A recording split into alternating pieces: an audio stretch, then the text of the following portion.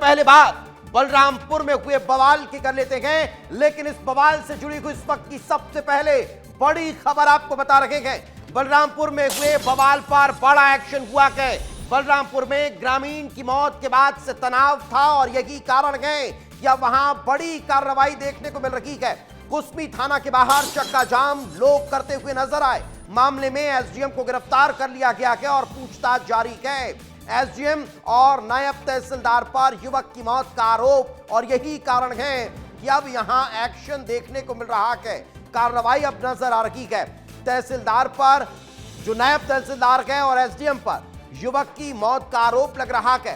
Postmortem के लिए युवक के शव को भेजा गया है और इस वक्त ये बड़ी खबर आपको बता रहे हैं।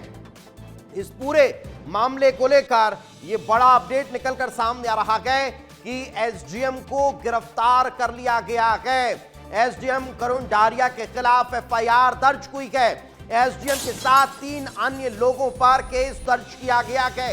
ये बड़ी जानकारी, पुलिस की जांच जारी है और जांच के बाद अन्य के खिलाफ भी एफआईआर होगी।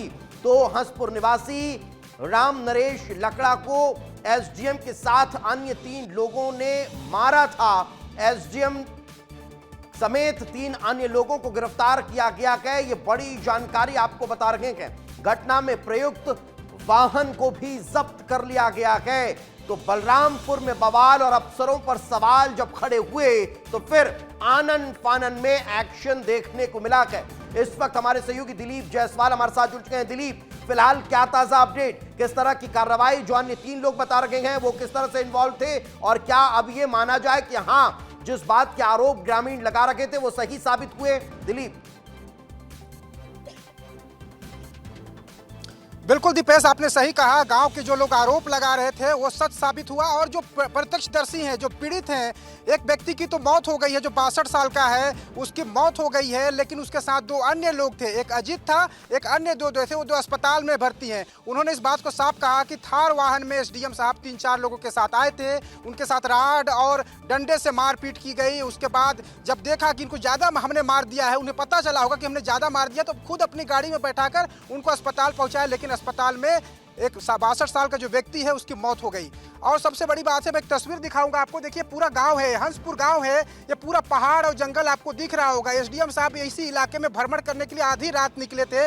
बॉक्साइट का अवैध माइनिंग होता है इस इलाके में, यहाँ पहुंचे थे। और मैं अभी जब ग्राउंड रिपोर्ट करके आ रहा हूँ तो रास्ते में मुझे एक घायल जो है, जो अस्पताल में भर्ती है, उनकी पत्नी ये पुष्पा है, ये मिल गई। ये अभी इनको पता नहीं था अभी तक कि मेरे पति के साथ क्या घटना हुआ है। 12 घंटा का वक्त बीत चुका।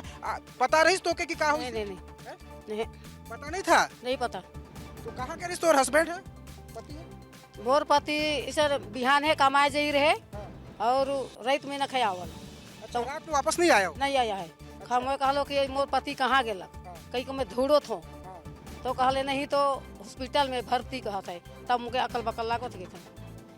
बताइए, इनको पता नहीं था, किसी ने जानकारी तक नहीं दिया है। पुष्पा है, 60 साल के इनके हस्बैंड हैं अजीत, जो अस्पताल कुसमी में भर्ती है, यहाँ से 30 किलोमीटर दूर है। अभी मैं जब ग्राउंड रिपोर्ट करके लौट रहा हूँ इनके इलाके से, तो मुझे रास्ते में मिल गए। गाड़ी मेरा हाथ देकर रोकने लगे, मेरी गाड़ी ही इन्होंने रोक लिया। मुझे कहा भैया मुझे जाना है। मैं बोला कहाँ जाओगे? तो ये बताया कि मेरा ही हस्बैंड है अजीत, जो अस्पताल में भर्ती है, जो एसडीएम की पिटाई से घायल है। तो सोचिए कितना सिस्टम खत्म हो चुका है, कितना सिस्टम पर सवाल उठने चाहिए। दिलीप, मदद करनी चाहिए, मदद करनी चाहिए, मदद भी कीजिए, लेकिन जो जिम्मेदार हैं अब उन पर सवाल खड़ा हो रहा है।